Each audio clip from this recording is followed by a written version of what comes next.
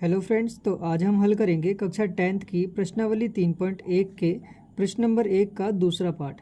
और दूसरा पार्ट दिया है 5 पेंसिल तथा 7 कलमों का कुल मूल्य 50 रुपये है, जबकि 7 पेंसिल तथा 5 कलमों का कुल मूल्य 40 रुपये है। एक पेंसिल का मूल्य तथा एक कलम का मूल्य ज्ञात कीजिए। तो आइए इसे हल करते हैं।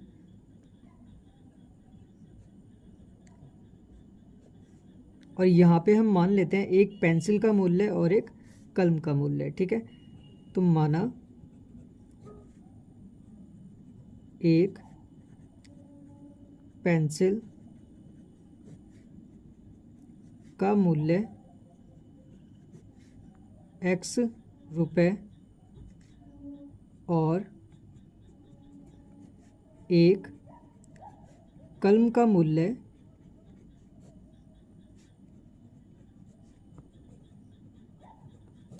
y रुपये है।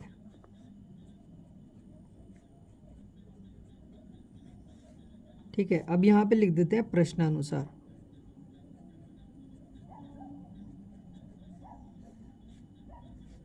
तो दोस्तों यहाँ पर हमने एक पेंसिल का मूल्य क्या माना है, x रुपये माना है। ठीक है, x रुपये की एक पेंसिल है, तो 5 पेंसिल कितने की हो जाएंगी, 5 की गुणा हम x में कर देंगे, तो यहाँ आ जाएगा 5x, मतलब 5 पेंसिल 5x रुपये की होंगी।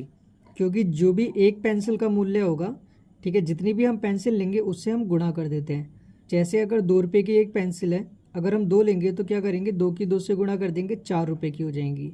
और अगर 3 पेंसिल लेंगे तो 2 रुपये की एक पेंसिल है, तो 2 की गुणा 3 में, जितनी भी संख्या पेंसिल की होगी उसकी गुणा एक पेंसिल के मूल्य से हो जाएगी, तो जितनी भी पेंसिल होंगी उसका मूल्य निकल जाएगा। ठीक है, तो यहाँ पे ऐसे ही हमने 5 पेंसिल का मूल्य निकाला, कितना आया 5x। तो 5 पेंसिल और 7 कलमों का मूल्य, ठीक है, एक कलम का मूल्य कितना है, y है, तो 7 कलमों का मूल्य कितना हो जाएगा 7y। 7 से हम y की गुणा कर देंगे। और ये बोल रहे हैं कि 5 पेंसिल तथा 7 कलमों का कुल मूल्य कितना है, 50 रुपये। तो ये 5 पेंसिल का मूल्य है और ये 7 कलमों का मूल्य है, और इन दोनों को मिलाने के बाद में जो कुल मूल्य है वो कितना है, 50 रुपये। तो यहाँ पे आ जाएगा 50। अब इसको मान लेते हैं हम समीकरण 1। ठीक है, और हमें क्या दिया है, 7 पेंसिल तथा 5 कलमों का कुल मूल्य 40 रुपये है। एक पेंसिल का मूल्य क्या है, x रुपये, तो 7 पेंसिल का क्या हो जाएगा 7x, तो यहाँ आ जाएगा 7x प्लस 5 कलमों का मूल्य 5y हो जाएगा, तो यहाँ आ जाएगा 5y बराबर कुल मूल्य कितने हैं 46, तो यहाँ आ जाएगा 46। इसको मान लेते हैं हम दूसरी समीकरण। अब इन दोनों समीकरणों का हम ग्राफीय विधि से हल ज्ञात करेंगे और x और y का मान ज्ञात करेंगे। ठीक है, जिससे हमें एक पेंसिल का मूल्य और एक कलम का मूल्य मिल जाएगा। तो यहाँ पे लिखते हैं हम ज्यामितीय निरूपण। ज्यामितीय निरूपण,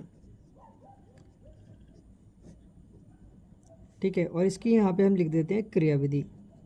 पहले ले लेते हैं हम समीकरण 1। समीकरण 1 यह 5x प्लस 7y बराबर 50।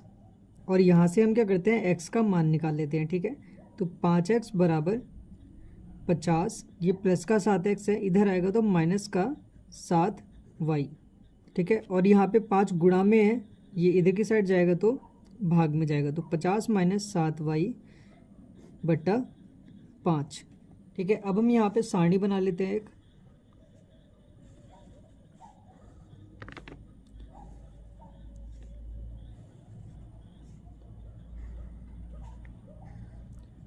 यहाँ पर ले लेते हैं हम x वाली टर्म और यहाँ ले लेते हैं y वाली। अब यहाँ पे हमें y का मान रखना है। ठीक है, तो y का मान हम क्या करते हैं, यहाँ पे y का मान रख देते हैं 0। तो जब हम यहाँ पे y का मान 0 रखेंगे तो ये आ जाएगा x बराबर 50 माइनस 7 गुणा 0 बट्टा 5 बराबर 50 माइनस 7 की गुणा 0 में करेंगे तो 0 हो जाएगा। ठीक है, तो माइनस 0 बट्टा 5, तो 50 में से 0 माइनस करेंगे तो आएगा हमारे पास 50, तो 50 बट्टा 5 और 5 ही कम 5, तो यहाँ पे आ गया 10। तो x बराबर कितना आ गया, 10 आ गया। तो यहाँ पे लिख देते हैं, जब हमने y को 0 रखा तो x कितना आया, 10। ठीक है, अब हमें यहाँ पर y का कोई दूसरा मान रखना है। और यहाँ पे हम कोई ऐसा मान रखेंगे जो 50 में से इस नंबर को माइनस करने के बाद में जो भी यहाँ पे मान आएगा वो 5 से पूरा विभाजित हो जाए।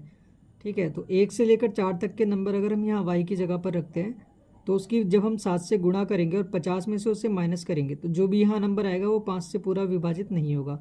ठीक है, इसलिए हम यहाँ पे क्या करेंगे, y की जगह पर 5 रख देते हैं। तो y अगर हम यहाँ 5 रखेंगे तो ये पूरा विभाजित हो जाएगा। ठीक है, तो 50 माइनस 7 गुणा 5 बट्टा 5 बराबर 50 माइनस 7 पंजे 35 बट्टा 5, और 50 में से 35 को माइनस करेंगे तो ये आएगा 15 बट्टा 5 और 5 तिया 15। तो यहाँ पे x बराबर क्या आ गया, 3 आ गया। तो यहाँ पे लिख देते हैं 3। ठीक है, अब हम ले लेते हैं समीकरण 2, और समीकरण 2 है 7x प्लस 5y बराबर 46। इसमें भी हम x को अलग कर लेते हैं, तो 7x बराबर 46 माइनस 5y। ठीक है, तो x बराबर 46 माइनस 5y बट्टा 7। ठीक है, अब हम यहाँ पर बना लेते हैं इसकी एक सारणी।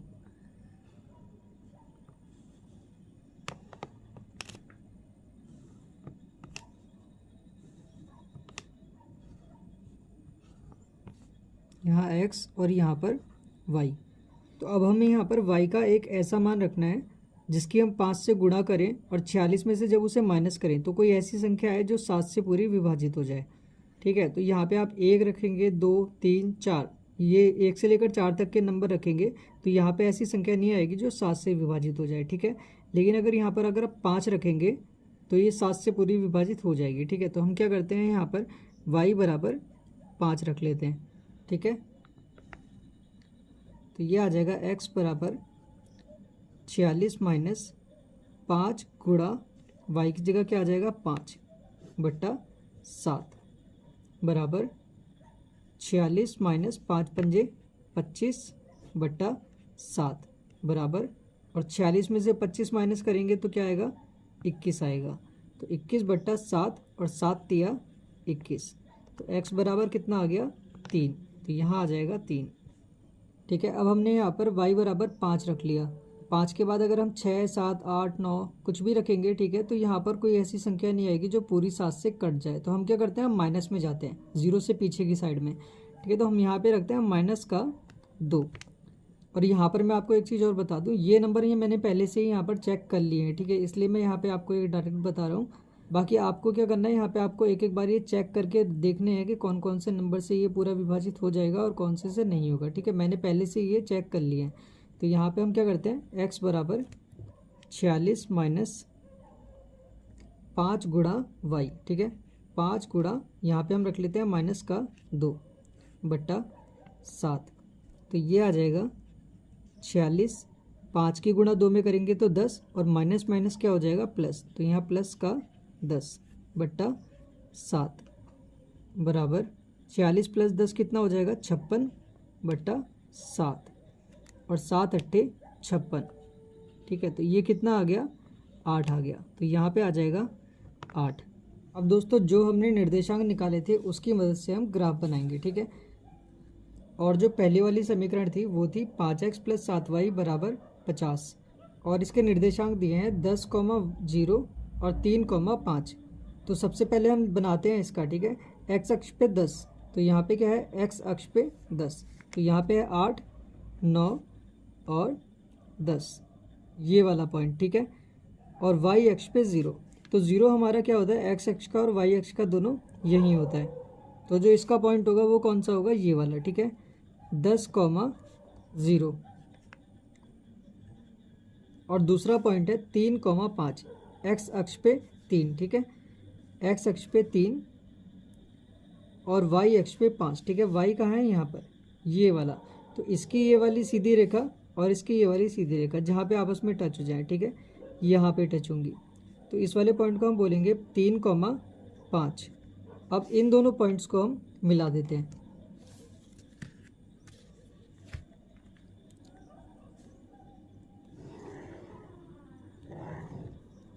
तो ये जो रेखा है ये है 5x प्लस 7y बराबर 50 की। अब दूसरी वाली रेखा बनाते हैं। इसमें क्या है 3,5, तो x अक्ष पे 3, ठीक है, और y अक्ष पे 5। ये वाला जो पॉइंट है 3,5, और दूसरा पॉइंट है 8,-2। तो 8 है हमारा x अक्ष पे, ये वाला पॉइंट, और y पर कितना -2। माइनस जो होता है y में वो नीचे की साइड में होता है, ठीक है, ये वाला पॉइंट। तो यहाँ से और यहाँ से सीधे ये वाला पॉइंट, तो इसको हम बोलेंगे 8,-2। अब हम इन दोनों पॉइंट्स को मिला देते हैं, इसको और इसको।